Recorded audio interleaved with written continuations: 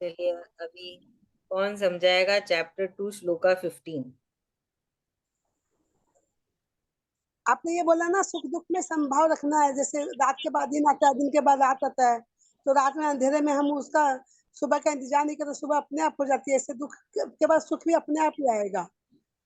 सुख में हमको सुख में दुख में दोनों में समभाव स्थिति रखना है, विचलित नहीं होना है। हाँ जी, एकदम सही।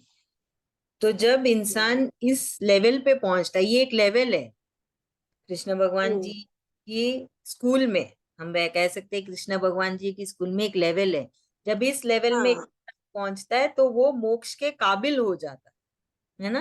वो हाँ। उसमें हाँ। एक क्वालिफिकेशन आ जाती है कि वो उसको मोक्ष मिल सकता है ना। जैसे हम ग्रेड 1 पास करते तभी तो हम ग्रेड 2 में जा सकते हैं, ग्रेड 3 हाँ। पास किया तभी तो ग्रेड 4 में जा सकते हैं। वैसे ही अगर हम इसको पार कर लिए, इस पड़ाव को पार किए, तो हमें मोक्ष मिलने के पूरे चांस है। चलिए अभी हम देखते हैं श्लोका 16 में कृष्ण भगवान जी। तो ये श्लोका 16 में कृष्ण भगवान जी सत्य और असत्य के बारे में बता रहे हैं, क्या सत्य है और क्या असत्य है। तो इसमें कृष्ण भगवान जी बोल रहे हैं, तीन चीज बोल रहे हैं। एक तो सत्य और असत्य, और एक वो अर्जुन को हुक्म दे रहे हैं कि तुम जाओ और ये युद्ध करो। तो इसमें क्यों ऐसा कह रहे हैं? कृष्ण भगवान जी कह रहे हैं जो सत्य है उसको कोई नहीं बदल सकता, और जो असत्य है उसको भी कोई नहीं बदल सकता। तो इसमें सत्य क्या है? सत्य है आत्मा जो हमारे अंदर है, वो एक सत्य है। उसको कोई नहीं बदल सकता, ना उसको कोई मार सकता है, ना कोई मिटा सकता है, ना कोई बदल सकता है। कुछ नहीं हो सकता है, ना कोई उसका नाश कर सकता है। क्योंकि ये आत्मा के बारे में कृष्ण भगवान जी क्यों कह रहे हैं? क्योंकि अर्जुन को क्या दुख हो रहा है कि वो अपने सगे संबंधियों को मारने वाला है। तो वो उसमें क्या होगा? शरीर का नाश होगा, है ना। शरीर का नाश होने वाला है। भगवान जी यही समझाने की कोशिश कर रहे हैं कि जो शरीर है उसके अंदर एक आत्मा है जो सत्य है, उसका कोई नाश नहीं कर सकता। तुम ये युद्ध करोगे, तुम तो शरीर को देख रहे हो जो असत्य है, जो सत्य नहीं है, और जो उसके अंदर है सत्य, उसको तुम देख ही नहीं रहे। जो आत्मा है जिसका कोई भी नाश नहीं कर सकता, जिसको कोई नहीं बदल सकता है। तो इसलिए भगवान जी कह रहे हैं कि तुम किस चीज का दुख कर रहे हो, तुम किस चीज का गम कर रहे हो, और उठो और युद्ध करो। तो इस श्लोका 16 में हमें समझ में आता है कि जो सत्य है वो हमेशा रहता है, कोई भी इंसान उसको नहीं बदल सकता। तो भगवत गीता के हिसाब से क्या सत्य है? आत्मा। जैसे दिन, दिन दिन है, कोई कह सकता है कि ये रात है और मैं सो जाऊं? वो नहीं है ना, कोई कुछ नहीं कर सकता। दिन है तो दिन है, वो सत्य है। वैसे ही कृष्ण भगवान जी कह रहे हैं जो आत्मा जो अंदर है वो सत्य है, उसको कोई नहीं बदल सकता, ना मार सकता है, ना मिटा सकता है, ना उसका कोई नाश कर सकता है। तो कृष्ण भगवान जी यही समझा रहे हैं अर्जुन को कि उसका गम मत कर, उसका दुख मत कर, और उठ और युद्ध कर। तो इसके लिए एक छोटा सा एक एग्जाम्पल मैं देती हूँ आप सबको, कि है ना, जैसे अभी एक डब्बा भर के बिस्किट है, एक डब्बा भर के बिस्किट है, और उस बिस्किट का क्या शेप है? जानवरों का शेप है। किसी में है ना चीता है, किसी में हाथी है, किसी में शेर है। तो अब वो दो डब्बे हैं ऐसे। एक डब्बा हम एक छोटे बच्चे को देते हैं और एक डब्बा हम एक बड़े को देते हैं। तो छोटा बच्चा क्या करेगा? उस बिस्किट में उसको सपोज हाथी पसंद है, वो चुन चुन के सारे हाथी निकाल के खा लेगा। और वही डब्बा किसी बड़े को देंगे, वो कोई भी एक बिस्किट लेके खा लेंगे। क्यों ऐसा? जो छोटा बच्चा है वो अज्ञानी है, उसको वो नहीं पता कि खाना क्या है, बिस्किट ही खाना है, कोई भी आकार में हो चलता है। पर वही चीज कोई बड़े को दिया जाए, बड़े को मालूम है कि मुझे क्या चाहिए, बिस्किट चाहिए, कोई भी आकार हो मुझे उससे फर्क नहीं पड़ता। ये अंतर होता है ज्ञानी और अज्ञानी में। ये समझ रहे हैं क्यों हमें ज्ञान लेना चाहिए, क्यों हमें हमारे दरवाजे खुले रखने चाहिए और ज्ञान की प्राप्ति करती रहनी चाहिए। जब हमें ज्ञान होता है तब हमें समझ में आता है कि क्या सही है क्या गलत। आप समझ रहे हैं अंतर? एक छोटे बच्चे और एक बड़ों, एक कोई भी एक बड़े को ले लो आप, वैसे ही इसमें कृष्ण भगवान जी हमें ज्ञान दे रहे हैं कि क्या जरूरी है, क्या सही है। ये शरीर तो बदलता ही रहेगा, ये मिटता ही रहेगा, तो क्या नहीं मिटता है? जो अंदर जो आत्मा है। और वो आत्मा क्या है? आत्मा कृष्ण भगवान जी के आत्मा का ही एक छोटा सा अंश है, बहुत ही छोटा सा अंश। तो इसलिए कहते हैं कि कृष्ण भगवान जी सब जीव में है, क्योंकि उनकी ही आत्मा हर एक जीव के अंदर है, जिससे कि वो जीव जिंदा है। आप समझ रहे हैं इस चीज को? श्लोका 16 में इसमें भगवान जी सत्य और असत्य के बारे में बता रहे हैं। तो जब हमें ज्ञान मिलता है तो क्या होता है? गीता क्या है? गीता परा विद्या है। और जो स्कूल में हम जाके पढ़ाई करते हैं वो अपरा विद्या है ना। स्कूल में तो ये सब पढ़ाई होती नहीं है। ये सब परा विद्या है जो हमें कृष्ण भगवान जी के स्कूल में मिलती है, कि हमें ज्ञान मिले और हमें समझ में आए कि क्या सत्य है और क्या असत्य, क्या सच्चाई है और क्या सच्चाई नहीं है। चलिए अभी इसको कौन समझाएगा? श्लोका 16 बीना भाभी समझा रहे हैं।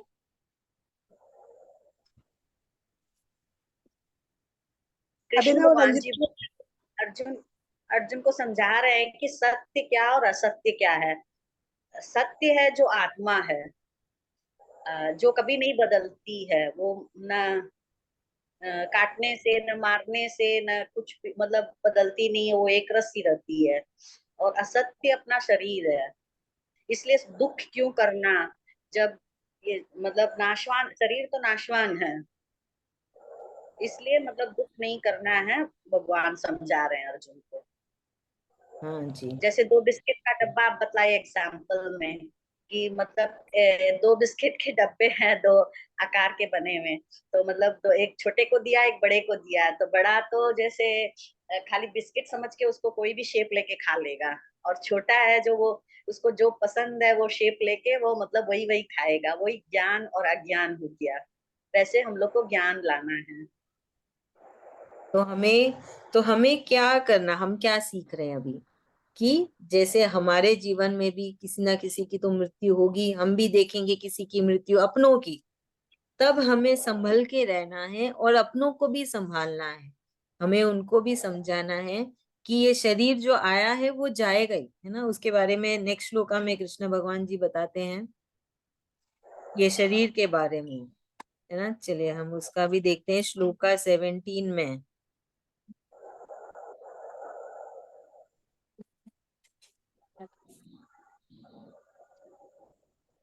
तो इसमें अभी कृष्ण भगवान जी वही बता रहे हैं आत्मा का, कि आत्मा वही है कि आत्मा को कोई नहीं बदल सकता। क्यों नहीं बदल सकता आत्मा को? क्योंकि वो कृष्ण भगवान जी खुद है।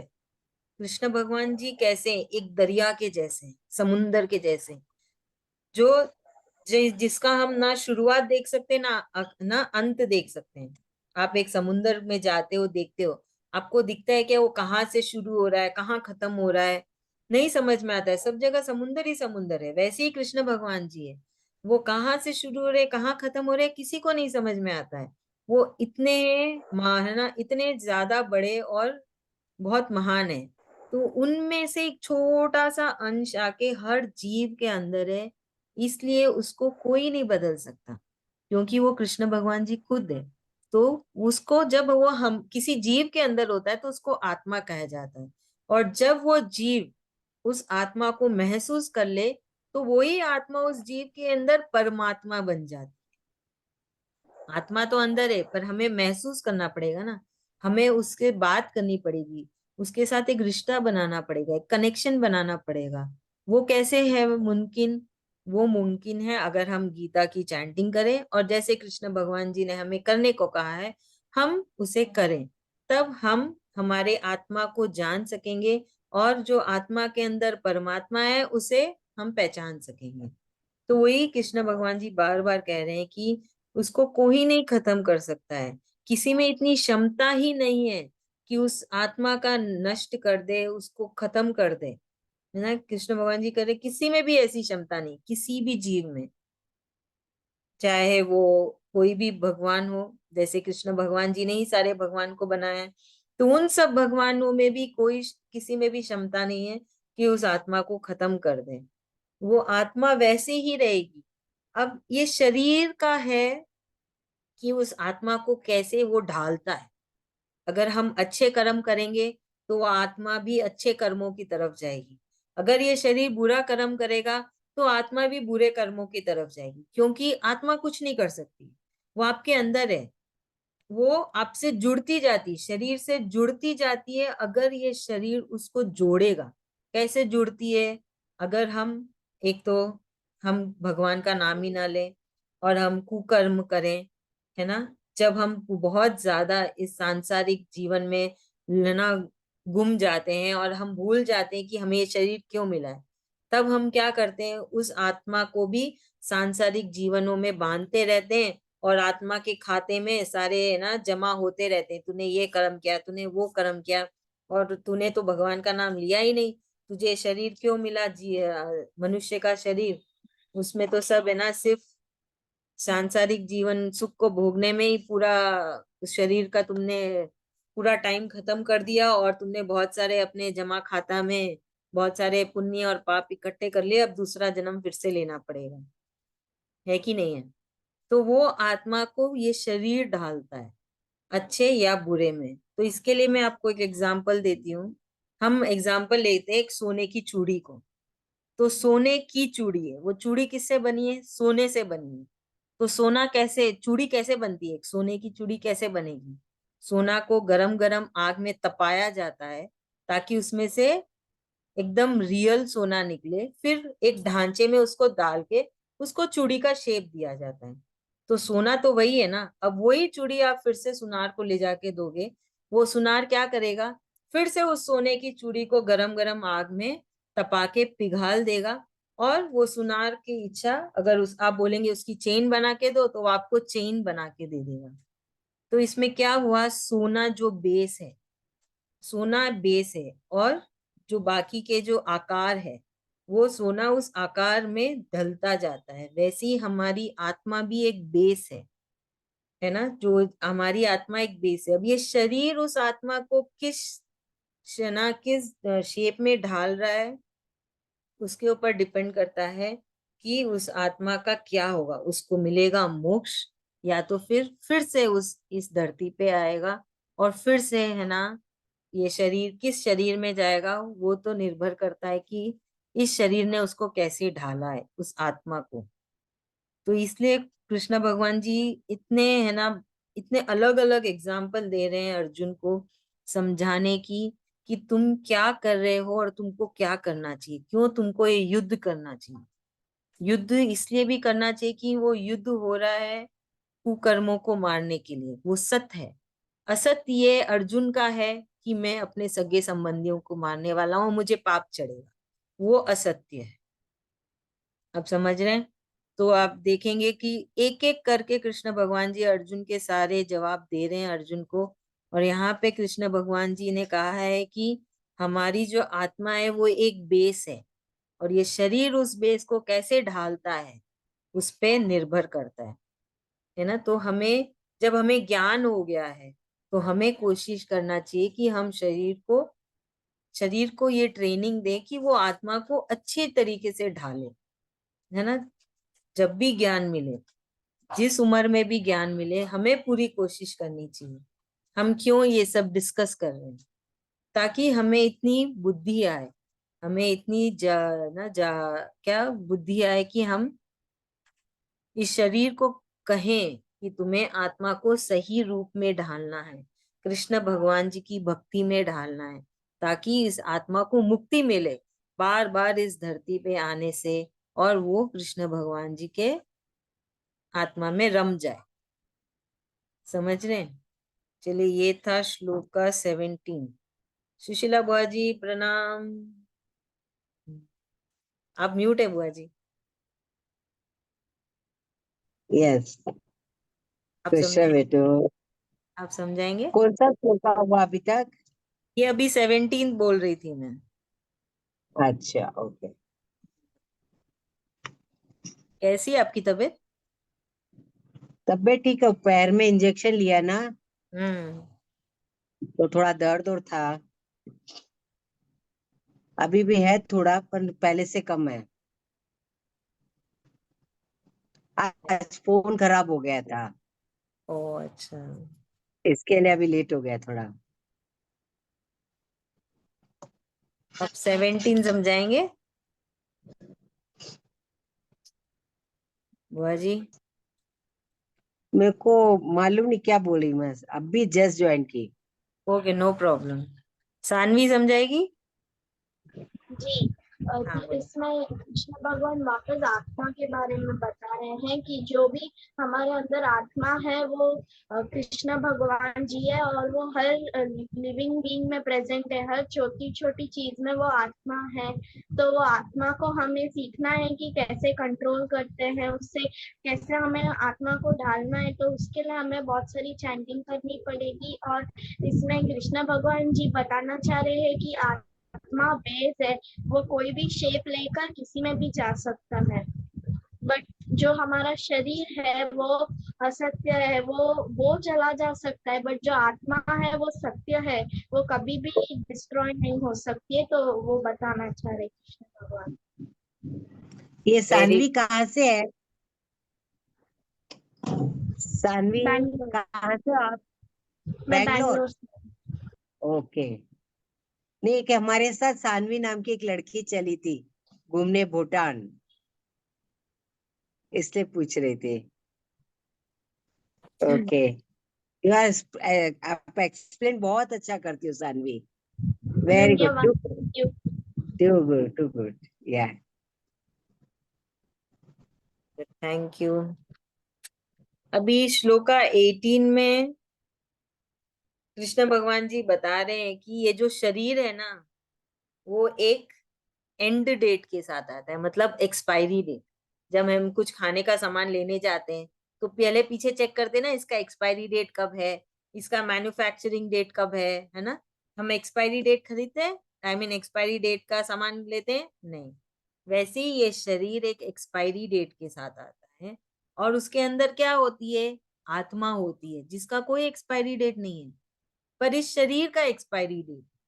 तो भगवान जी यही समझा रहे हैं कि जो एक्सपायरी डेट के साथ आए उसका तो खत्म होना ही है, उसका तो नाश होना ही है ना। तो ये शरीर, भगवान जी बोल रहे हैं ये शरीर आता है एक्सपायरी डेट के साथ, उसके अंदर जो आत्मा है वो नहीं आती है, वो तो हमेशा ही रहती है। उसको उसको ना तुम नाप तोल सकते हो, ना तुम उसका नाश कर सकते हो, ना उसको तुम खत्म कर सकते। वो अमर है, आत्मा अमर है ना। पर ये शरीर अमर नहीं है, ये तो एक्सपायरी डेट के साथ आया है, इसको तो खत्म होना ही है और इस धरती पे ही खत्म होगा। ऐसा नहीं है कि ये चला जाएगा वैकुंठ, वो वहां जा ही नहीं सकता है। यहाँ पे इस श्लोका 18 में कृष्ण भगवान जी बता रहे हैं, जो ये इसलिए समझा रहे हैं कि अर्जुन को बहुत दुख हो रहा है कि उसको मारना पड़ेगा, उसको शरीर को ही तो मारना है। अर्जुन को तो क्या दिख रहा है, वो शरीर है उसको मुझे मारना है ना। तो उस पे कृष्ण भगवान जी बता रहे हैं कि हर शरीर एक एक्सपायरी डेट के साथ आता है और उस डेट पे उसका नाश होगा ही। तो भगवान जी कह रहे हैं यहाँ पे जो शरीर है ना सारे, ये सब एक्सपायरी डेट आ गया है उनका, उनका तो नाश होना ही है। अगर तुम नहीं मारोगे तो वो किसी और वजह से मर जाएंगे, क्योंकि उनका एक्सपायरी डेट आ गया है। तो बोल रहे इससे अच्छा तुम ही मार लो, तुम्हारा नाम भी हो जाएगा कि तुमने इतना महान युद्ध किया, इतने बड़े बड़े महारथियों को मारा, है ना। और वो सारे महारथी जिसको तुम मारोगे वो तो कुकर्मी है, तो तुम तो कुछ अच्छा ही करोगे, इस धरती से कुकर्मियों को हटाओगे, तभी तो इस धरती का भला होगा। हाँ, तो इसके लिए कृष्ण भगवान जी समझा रहे हैं कि ये जो शरीर है उसका एक्सपायरी डेट है, और जो यहाँ पे खड़े हैं कुकर्मी, उनका एक्सपायरी डेट आ गया है, उनको तो मरना ही है। इन 18 दिनों में इन सब कुकर्मियों का अंत होना ही है। तुम मारोगे तो बहुत अच्छा है, नहीं तो किसी और वजह से मरेंगे, पर मरेंगे तो जरूर, क्योंकि उनका वक्त आ गया है। जब वक्त आता है तब कोई कुछ नहीं कर सकता है, वो शरीर को जाना ही पड़ता है।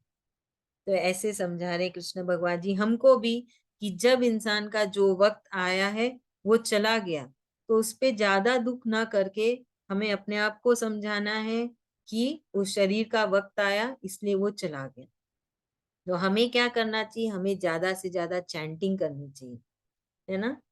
तो हमें चैंटिंग करनी है खुद के लिए भी और जो शरीर गया उसके लिए भी, कि कृष्ण भगवान जी उस आत्मा के लिए भी हम चैंटिंग कर रहे हैं, उस शरीर के लिए भी हम चैंटिंग कर रहे हैं जो चला गया, उसके ऊपर थोड़ी दया करें, उसके कर्मों को माफ कर दें, उसके साथ आप रहें, है ना। क्योंकि जब शरीर छोड़ता है, जो आत्मा है उसको काफी चीजों से निकल के जाना, उसके बाद एक अलग सा होता है जीवन जो ये शरीर नहीं देख पाता है, वो सिर्फ आत्मा देखती है और आत्मा भोगती है।